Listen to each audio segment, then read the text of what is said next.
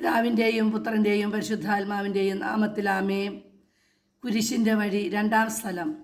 ഈശോ മിശിഹ കുരിശ് ചുമക്കുന്നു. ഈശോ മിശിഹായെ ഞങ്ങൾ അങ്ങയെ കുമ്പിട്ട് ആരാധിച്ച് സ്തോത്രം ചെയ്യുന്നു. എന്തുകൊണ്ടെന്നാൽ വിശുദ്ധ കുരിശാൽ അങ്ങ് ഞങ്ങളെ വീണ്ടും രക്ഷിച്ചു. ഭാരമേറിയ കുരിശും ചുമന്നുകൊണ്ട് അവിടുന്ന് മുന്നോട്ട് നീങ്ങുന്നു. ഈശോയുടെ ചുറ്റും നോക്കുക. സ്നേഹിതന്മാർ ആരുമില്ല. യൂദാസ് അവിടുത്തെ ഒറ്റിക്കൊടുത്തു.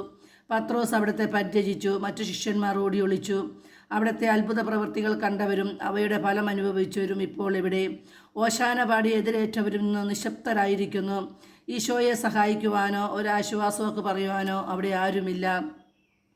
എന്നെ അനുഗമിക്കാൻ ആഗ്രഹിക്കുന്നവൻ സ്വയം പരിത്യജിച്ച് തൻ്റെ കുരിശും വഹിച്ചുകൊണ്ട് എൻ്റെ പിന്നാലെ വരട്ടെ എന്ന് അങ്ങ് അരുളി ചെയ്തിട്ടുണ്ടല്ലോ. എൻ്റെ സങ്കടങ്ങളുടെയും ക്ലേശങ്ങളുടെയും കുരിശു ചുമന്നുകൊണ്ട് ഞാൻ അങ്ങേ രക്തമണിഞ്ഞ കാൽപ്പാടുകൾ പിന്തുടരുന്നു. വലയുന്നവരെയും ഭാരം ചുമക്കുന്നവരെയും ആശ്വസിപ്പിക്കുന്ന കർത്താവേ, എൻ്റെ ക്ലേശങ്ങളെല്ലാം പരാതി കൂടാതെ സഹിക്കുവാൻ എന്നെ സഹായിക്കണമേ. കർത്താവെ അനുഗ്രഹിക്കണമേ. പരിശുദ്ധ ദൈവമാതാവേ, ക്രൂശിതനായ കർത്താവിൻ്റെ തിരുമുറിവുകൾ എൻ്റെ ഹൃദയത്തിൽ പതിപ്പിച്ചുറപ്പിക്കണമേ.